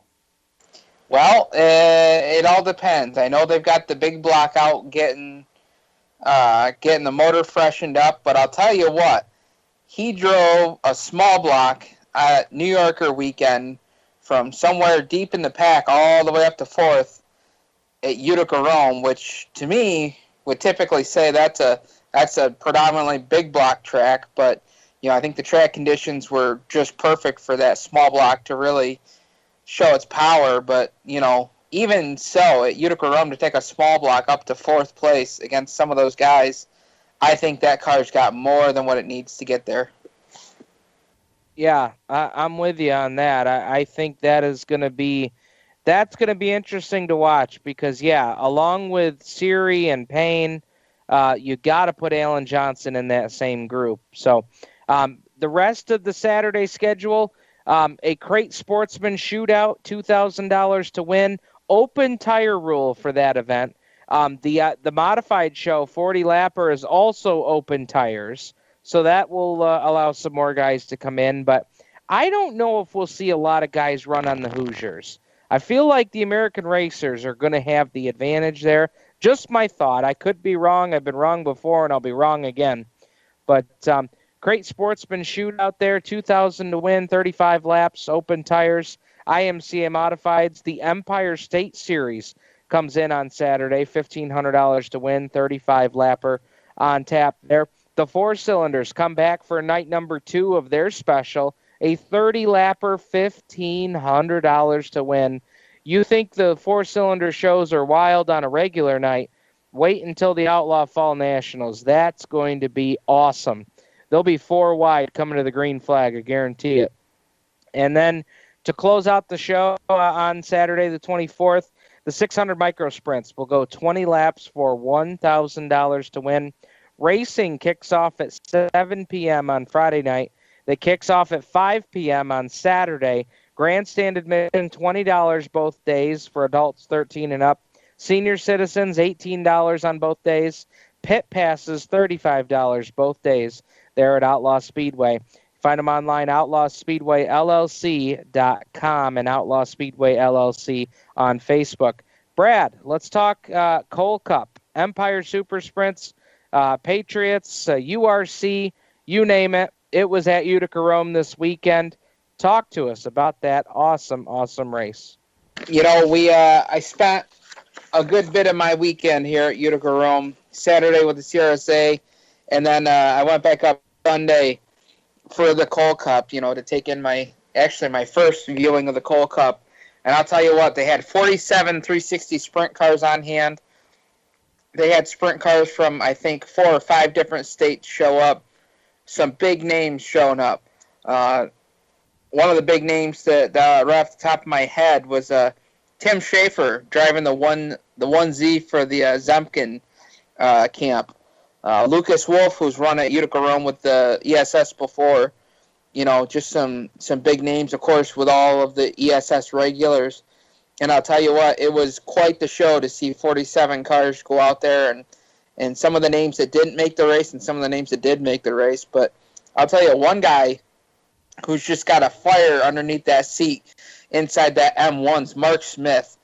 Man, what the talent, the equipment, the drive, and $10,000. What more could you need? Oh, that's exactly right. And as I talked with Jacob and Tom on Madness last night, I mean, he went up and passed Chuck Hebing for the win. I mean, how many times have you seen that happen at Utica Rome? Yeah, Mark started, I believe it was the outside pole Had a really strong race going on. Of course, Utica Rome being the track that it is, it didn't take them long to get into lap traffic. So I think that definitely helped play a part in it. Mark led laps 1 through 16. The Cobra got by on lap 17, which I didn't even see the Cobra make the pass for the lead. All of a sudden, the Cobra's coming up first on my timing and scoring, and he's first on the leaderboard, and I didn't even know what the heck had happened. But then Mark Smith was able to come back on lap 21, made the pass back by the Cobra for the lead, which that blew me away even more than the pass of Cobra passing Mark Smith for the lead. Because like you said, you don't pass the Cobra when you're at Utica Rome unless you're that darn good. And Mark Smith was that darn good. He led 26 out of the 30 laps, and just an absolutely stout performance by those guys. And I'll tell you what, Danny Varon was knocking on his back bumper. If they'd have had another 5 laps, I think that would have been a really good race between him and Danny Varon. Those guys were the top 2. Chuck Hebing came home 3rd. Matt Tanner with a strong 4th-place finish, a nice redemption for him at the Utica Rome. Mike Mahaney was fast in the 33 car. I believe he was top of the charts in practice for speeds in his group. Davey Franek was 6th, 7th went to Steve Poirier. Brian Howland was 8th, excuse me. Jason Barney was 9th, and Tim Schaefer brought the 1Z home in the 10th position. And I'll tell you what, I got to give a huge shout out to the Little Cobra. 47 360 sprint cars. I don't know how many 360 sprints feature attempts or races she's attempted, but she qualified into one of the biggest 360 sprint car races, in the Northeast, this side of the Mississippi. And I'll tell you what, she did a heck of a job doing it, getting into that big dance. Some of the notable names that didn't make the race that just to show you how big of a race this was, Jeff Cook, Justin Barger, Sean Donath, Parker Evans, and Tommy Wickham are all 360 regular guys that made the attempt, but just fell short. There was, I think, 12 or 14 cars starting each B main. They had 2 B mains, and only 2 cars transferred out of that B main. So it was a really, really tough field, but I'll tell you what, that track was smooth. It was black as glass. It didn't have a lot of bite, which I think played a big part into it. But, man, I'll tell you what, it really showcased those drivers and what they could do with those cars. And I think that was a great thing for Utica Rome, too, because, they had some issue, I believe it was 2 weeks ago, where they had a little too much moisture worked into the track and had some issues with it being rough. So I'm glad to hear that they got that all sorted out with the sprint cars coming in for the weekend, and it let them put on a hell of a show.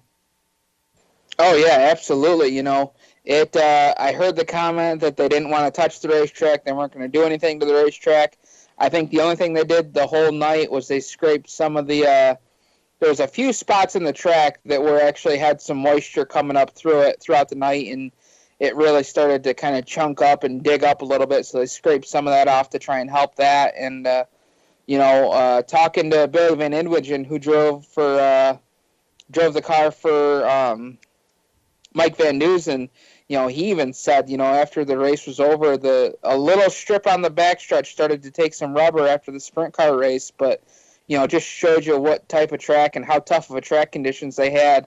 Normally you see Utica Rome will take some rubber and really get into a racy racetrack, but, man, I'll tell you what, these guys were almost on the negative side of the banking. The track was so widened out, and, these guys were looking for bite and looking for something off the corner. It was one heck of a race to watch. That's awesome. Thank you for that report from the Coal Cup. Brad, we're going to step aside when we come back. We'll have you give us the rundown on the CRSA 305 Sprint Tour presented by Champion Power Equipment. We'll have you give us the rundown there. And then we'll talk about this guy you might have heard of, Super Matt, who's won 6 in a row. We'll talk about CRSA Sprints, and we'll talk about Super Matt's 6-pack. Coming up next here on Turn 5 Live on the Performance Motorsports Network, the voice of motorsports. We're growing like crazy and need account reps who know their way around agencies, the internet, and social media. Got connections? Or do you know how to get to the decision makers? Are you fearless? We need you.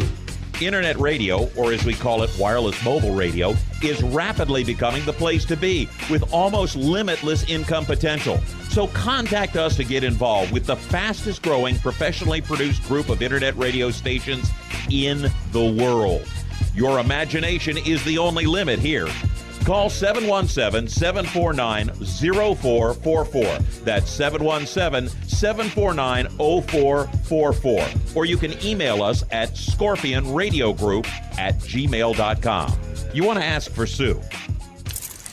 Okay, so Sarah, I'm dropping you off at Emily's? Yep. And Josh, you're going to? Soccer, Dad. Soccer practice. Right. Oh, by the way, I just wanted to let you know when I pick you both up, I'll be wearing my short shorts. What? No! Yep, and my dorky dad hat, and I'm going to do my dad dance for all your friends. They'll love it! Seriously? Why? Because I like my short shorts. Of course, I could be talked out of it if you guys would just buckle up your seatbelts without giving me a hard time. It's important to get your kids to buckle up for safety, no matter what it takes. And sometimes, all it takes is your parental powers of persuasion. Okay, we're buckling up. See, all buckled. Good choice. I'll just have to do my dad dance at dinner time. What? No! Do what you have to make sure your kids are wearing their seatbelts, even on short drives. Never give up until they buckle up. A message from the National Highway Traffic Safety Administration and the Ad Council. Visit safercar.gov/kidsbuckleup for more information. If you're a gearhead and you just can't get enough of your favorite motorsports on that channel on the cable, or you look at that Guy network and you just go, what does that have to do with me? We have the answer. Performance Motorsports Network. Right here on the internet. The best cruising tunes, the best in motorsports programming, and the best shows. We have opinionated hosts, and we like it that way. If you want to get involved, if you want to bench race, be listening for information coming up soon right here on this channel, the Performance Motorsports Network, your source for motorsports. Hi, race fans. This is Mel Thomas from Thomas Video, and you're listening to Turn 5 Live on PMN.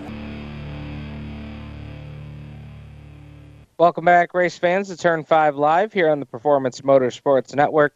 Our good friend Mel Thomas bringing us back from commercial break. And I know Mel was doing all the film and doing everything, all the good stuff there at Utica Rome this weekend. And Brad, man, why don't we talk about the CRSA Tour with the 305 Sprint Cars, a series that you travel with as an official, and they had a big event there on Saturday at Utica Rome for Cole Cup and New Yorker weekend.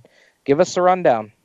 Yeah, we did have a big weekend. You know, it was actually one of our 3 or 4 double race weekends. We were at Albany, Saratoga the night before, and unfortunately, for our Utica Rome race, we had some slight incidents and a few unfortunate mechanical failures the night before that we ended up dropping about 4 or 5 cars due to a couple flips and some mechanical failures. So we only had 15 cars for the race at Utica Rome, but you know, still put on a heck of a good show in my opinion. And Mike Kaiser ended up taking that win down, got his first win of the year with us. He's been knocking on the door, but he was just one of those guys that just had that unfortunate mechanical part failure. You know, he thought something maybe had gone awry in the motor at Albany, Saratoga the night before, and come to find out, I think it was something like the radiator cap wasn't on the car the right way, and you know, ended up causing him an issue to fall out of the race early. But he redeemed himself at Utica Rome with a win. Kyle Smith picked up a second-place finish, another strong finish for that contender, and a little news after that. Corey Sparks had a hard charge for the third-place run. He and Kyle battled for probably 5 or 6 laps, and I'll tell you, there was multiple times you couldn't have fit a piece of paper between the two of their cars. You know, they never really bumped into each other and rubbed each other real hard, but there was some really, really close racing out there and some hard charge battles. Jeff Trombley came home 4th. Josh Panesiak with another top 5. Josh has really been coming on strong lately. 6 through 10 were Josh Flint, Brett Jaycox, J.R. Hurlbert, Dana Wagner, and Dalton Herrick. And I'll tell you, you know, it was the track conditions for us Saturday night were almost almost as bad. They weren't quite as, I won't say they were bad. It was just, we got halfway through our first heat race and the track was already starting to turn black and shiny, and there was just, it was so hard for these guys to really get the good bite out there. You really had to pedal the car and work it. Even with a 305, you still had to pedal the car pretty hard. So these guys really showing what they're made of, and we may be a 305 tour, but some of these guys can wheel those cars just as good as any of the big guys can. So, it was a really good weekend for us, and it was kind of a shocking weekend in the sense that our points leader, Eddie Strada, actually no-showed. We didn't have him for either two shows at Albany, Saratoga, or Utica, Rome. So he went from having a big points lead that he had, essentially, I think he probably could have at least just showed up and started at least the top 10, top 15 for the rest of the season and could have locked up the championship. But we missed him on these two races, so that actually dropped him back to 5th place in points, 228 markers behind Kyle Smith. So Kyle Smith sits on a 125 marker point lead over Brett Jaycox. So it's almost kind of looking like maybe Kyle Smith is going to be able to turn it around and double this year. The close battle that we thought we were going to have may not come to fruition now. Wow, that's crazy. That must have been quite a development over the weekend for Strada to miss those races. He's had such a great year this year. Yeah, he's had 4 wins. He's had 4 wins, 10 top 5s, 15 top 10s, and 16 starts with us, as of Sunday the 10th. And, we expected him to miss a race here or a race there. They were talking about they needed to take a night off to kind of help recoup and keep everything going for the end of the year. But, when we didn't see him at Albany, we kind of said, okay, maybe this is his one race he's going to skip out on and still maintain his points battle. But then we didn't have him at Utica Rome either. So, it was kind of shocking to see him miss 2 races in a row. But, I can't fault the guys for having to do they got to do what's best for their race team. So, whatever they're doing, I wish them the best, and hopefully we'll see him again here before the year's over because, he and Brian Crummell both have 4 wins on the season, so it would be interesting to see if one of those two could rip off another one to take the most wins for the season. Absolutely. Thank you for the CRSA report. Brad, something else that I'm sure you got to see with the Coal Cup there on Sunday, Matt Shepard. 6th feature win in a row that he's entered, and boy, that team is just flat on a roll right now. Man, I'll tell you what, he junked that car at Canandaigua, got a new car from Bicknell, and that thing hasn't stopped since they rolled it off the factory line. Somebody better go look at the serial number on that one and try and figure out what's so special about it, because they're going to want the next one that comes off like it. Yeah, that's for sure. They trashed that car at Canandaigua a few Saturdays back. They had a brand new Bicknell sitting on the shop floor the Tuesday after. They had 2 days to put it together to go to Lebanon Valley, and they won Mr. Dirt Track USA, and it's set sail since then. It's got series wins. Now it has an ROC win. And Brad, these guys are piling up check after check after check. And you know what? I said this to Jacob last night, Brad. This is the time of the year that you want to do things like that. Oh, yeah, absolutely. These guys aren't slouches. They're not dummies. They know this is the big money season. And, if there's any time that you're going to get hot during the season like this, what better time than big money season? Yeah. So, Shepard has won. He won not only the Super Dirt Car Series event on Saturday. They turn around and go to Utica Rome on Sunday and pick up the win in the 40-lap New Yorker for the Race of Champions Tour. It's really been a phenomenal stretch of races. I mean, you throw in wins at Weedsport, Lebanon Valley. I mean, Brad, looking at, and we were just looking at this last night, the Super Dirt Car Series point race is really starting to become out of reach for Stuart Friesen. It's not clinched by any means, but 217 points. That's the distance for Stuart Friesen right now. Is it all over for you right now? Is this Matt Shepard's to lose, or has Stuart still got a shot here? Well, I don't think anybody's got a shot if he keeps ripping off win after win. I mean, if there's one thing that you can do to guarantee yourself a championship and, you know, the fame that comes along with it is to win every race until the end. Yeah. And in taking a look at the schedule, you've got a race at Brewerton. We know how good he is there. You've got a race the following night at Weedsport where Shepard just picked up a big win. And you know, the one race that I kind of have circled, Brad, on the calendar here coming up for the Super Dirt Car Series is a race at Fonda. Fonda has not necessarily been, I won't say the Achilles heel, but it's not been kind to Matt Shepard the past couple of seasons. He did get a 6th place finish last year at Fonda, but back in 2014, it was a 30th place run after suffering a broken axle in an event that kind of started the upward swing for Brett Hearn when Hearn won the race at Fonda. And I'm not saying that, you know, to me, Brad, I think this is Matt Shepard's to lose, honestly. He's won 9 series races this year. The last one coming Friday night at La RPM Speedway as the Autodrome Drummond race got canceled on Saturday the 10th. So here's the upcoming races. Brewerton, Weedsport, Fonda, Oswego, that's a toss-up for anybody. Brockville for one show on Saturday, the October 15th, and then the Dirt Track World Finals. Boy, I don't know. It's going to be tough for these guys to catch him. You know, yeah, absolutely. I mean, it's like you keep saying, you know, it's his race to lose at this point. I think all they need to do is at least just keep their consistency, keep the car in the top 10, and, you know, as long as they do that, I think they're pretty well set to another, I don't know, was a 4th or 5th Super Dirt Car Series title. Yeah.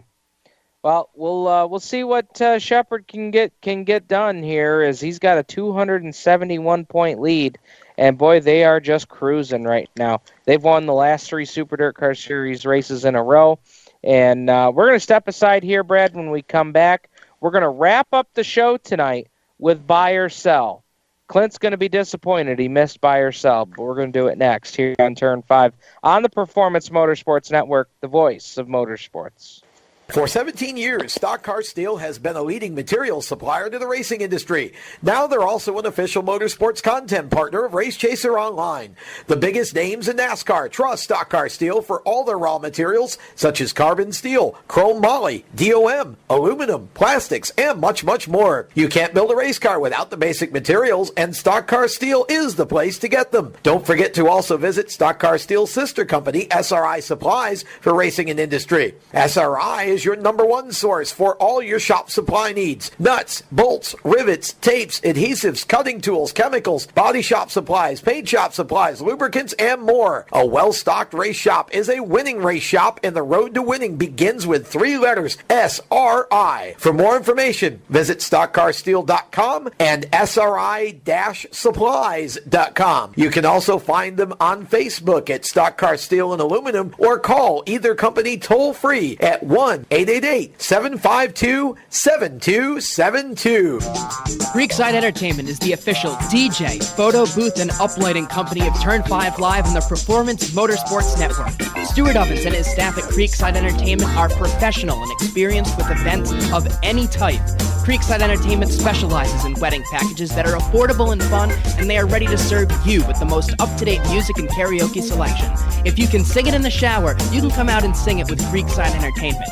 And don't forget about the Creekside Entertainment photo booth and uplighting service that will transform your wedding or party into an event the family will be talking about for years.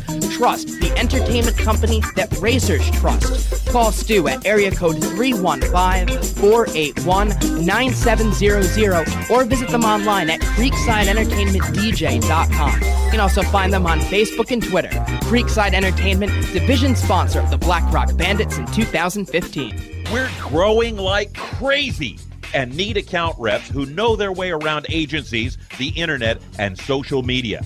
Got connections? Or do you know how to get to the decision makers? Are you fearless? We need you. Internet radio, or as we call it, wireless mobile radio, is rapidly becoming the place to be with almost limitless income potential. So contact us to get involved with the fastest growing professionally produced group of internet radio stations in the world. Your imagination is the only limit here.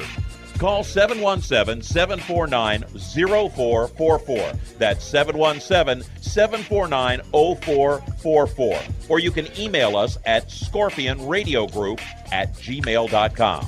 You want to ask for Sue. Hi, race fans. This is Matt Shepard, and you're listening to Turn 5 Live on PMN.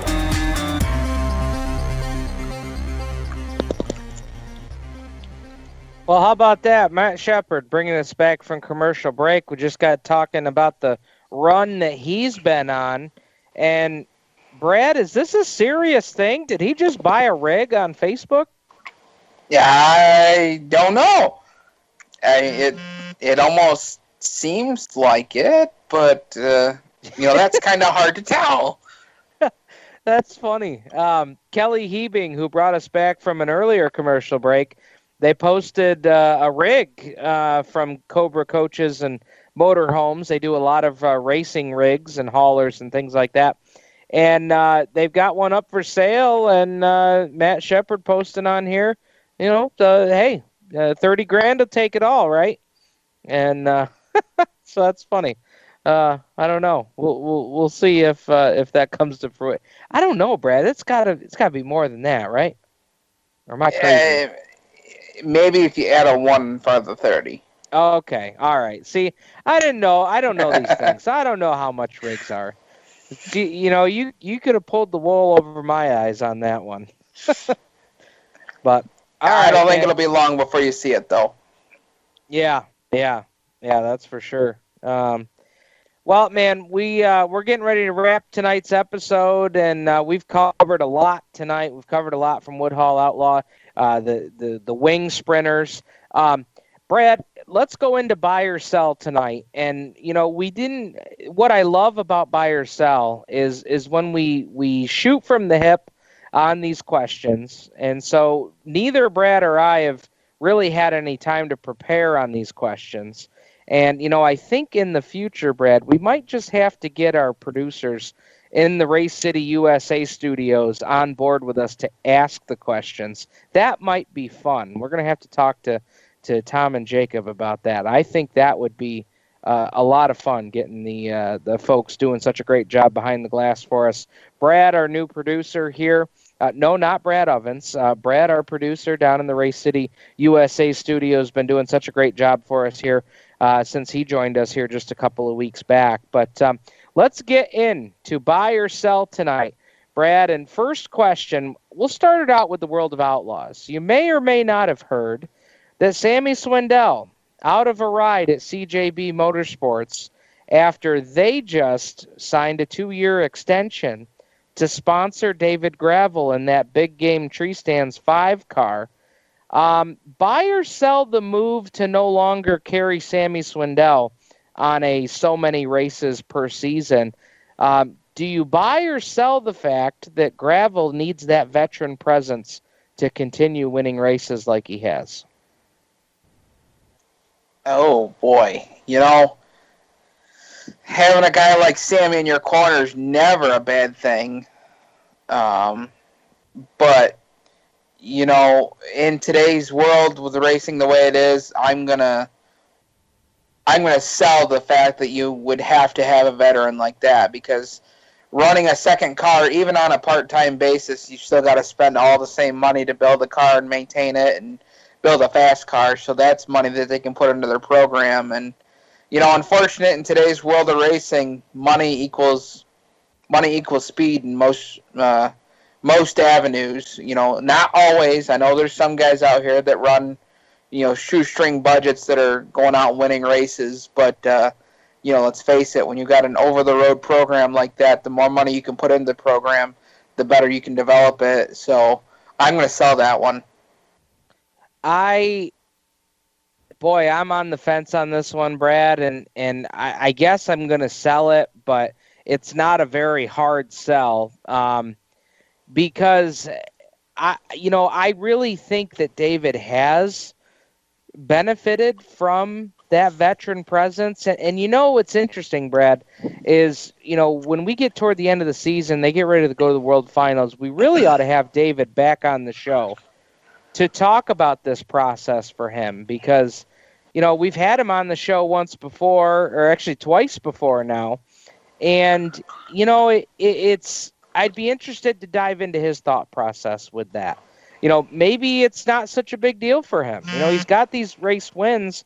Maybe that wouldn't be such a big thing. But, I guess I'll have to go in the direction of selling that. Next question on our buy or sell. Why don't we go to the Outlaw Fall Nationals and throw in the Dutch Hogue Memorial race as well, Brad? Buy or sell? Somebody's going to win 2 out of 3 to get $12,500. I'm going to buy that. I think it could happen. I think there's enough drivers right now that are running strong enough, consistently enough, that I think somebody could pull off the 2 wins. Oh, sorry about that, Brad. I think I had a little snafu here on my end. What was your buy or sell response there? I definitely think I'm going to end up buying. I'm going to buy it. I think there's enough. There's probably 3. I'll say 3 guys for sure that I would bet money on that they could certainly pull off the 2 wins. It's for somebody to pull off 2 wins, I think it could happen, and I won't go with any names specifically right now, but I'm going to buy it. All right. I think it can be done, but I think I'm going to sell it. I think it would be an awesome story if somebody could do it, but I just, 2, you got to win out. That's the thing. If we were, just having to win out, I'm not sure. Next question. September 23rd, we've got the street stocks going $1,500 to win, and they would get a guaranteed starting spot for the Woodhull 100 the next day. Does the winner of that guaranteed starting spot end up using it at Woodhull? That's a good question. I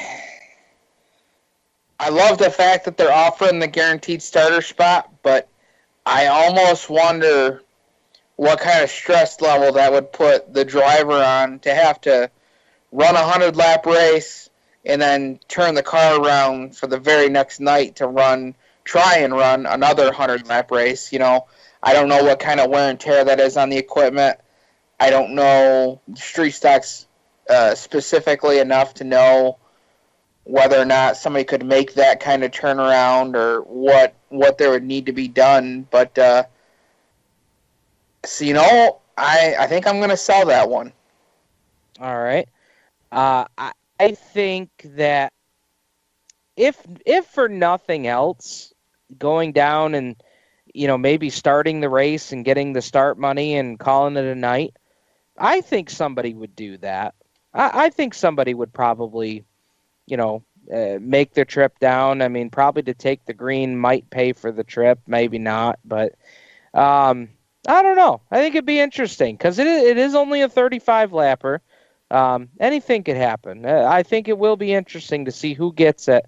And, maybe they were already planning to pull the double that weekend. And so maybe that would put them in the show and take some stress off on Saturday afternoon. We'll have to see how that shakes out. Now, Brad, here's our next buy or sell. Our next buy or sell being related to the Woodhull 100 in the next day, the Saturday, September 24th. Let's talk about how that's all going to happen with the fuel stop.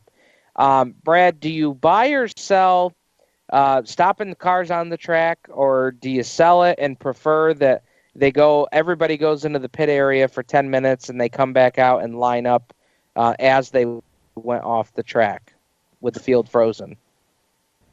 On the track. No doubt in my mind, keep all the cars on the track and bring the fuel and 2 crew guys to the car. I think there's just way too many variables, especially at a track like Woodhull, where the pit area, you can't really police the pit area because it's probably a 30-foot difference from the bottom of the pits to the top of the pit, lowballing that number. So I think it'd be way too hard to police it, making sure guys don't make unapproved adjustments, don't try any funny business to try and steal the win. So I think keeping the cars on the track where, A, it helps the fans can watch the crews work, and 2, I think it helps police that activity a little better. Are you okay with stopping on the front stretch, letting guys make adjustments with a flathead screwdriver and a tire gauge, and anything else they want to do, they can, but they have to go pit side and go to the back? Yeah. I like the idea. If you've got a flathead screwdriver and a tire gauge, you can, if you can make an adjustment with that, do it on the track and keep your position. But I think if you want to touch anything else or do anything else to the car other than add fuel, adjust tire pressures, or do whatever with that flathead, if you go to the pits, you automatically give up your spot in line. So I think that would really help it police that situation a lot better. And it's black and white. If you go to the pits, you lose your spot. If you stay on the track, you're good. The one challenge that comes about with the Woodhull 100 is just having the space to try and make that happen. So I think the front or back stretches, and talking to a couple of the street stock drivers, that is about the only place that you could really make that happen. Where at Outlaw, you've got the hot pit lane that you could use, and if a guy pulls out of line and goes back to the pit area, so be it. But when the last car comes to a stop, 10 minutes goes on the clock, and that's all you have is 10 minutes. And then you roll back out and take the green flag.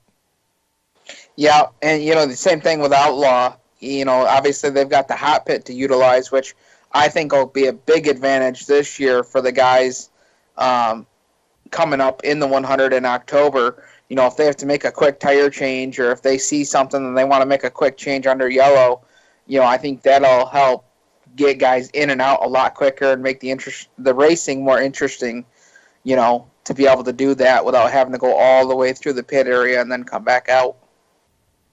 Yeah, I'm with you there. Going to be interesting to see. Good job with the buy or sell tonight. Brad, coming up this racing weekend, what do you got on tap? Anything racing-wise? We'll be at Radio Hill Raceway Saturday night, and we'll be at Twisted RC Raceway on Wednesday night, tomorrow night. Other than that, I am race-free. All right, very good. I'll see you at Twisted tomorrow night in Auburn, and unfortunately won't be able to join you at Radio Hill, but we'll be up there soon, no doubt about that. Want to thank Jeffrey Daugherty for joining us on the program tonight. We're just about ready to wrap up here tonight, so for Stephen Ovens, Brad Ovens, Clint Miller, everybody here at Turn 5 Live and the Performance Motorsports Network, we thank you for listening in tonight. We will see you at the racetrack and right back here next Tuesday night at 7:30 p.m. on the Performance Motorsports Network.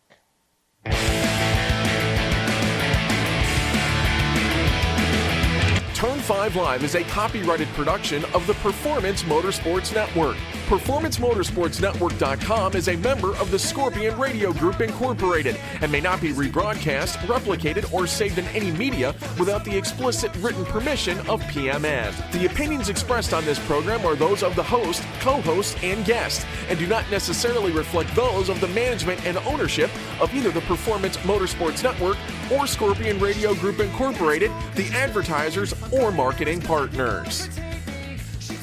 Thank you for listening to Turn 5 Live. You can listen to Turn 5 Live every Tuesday night right here on the Performance Motorsports Network.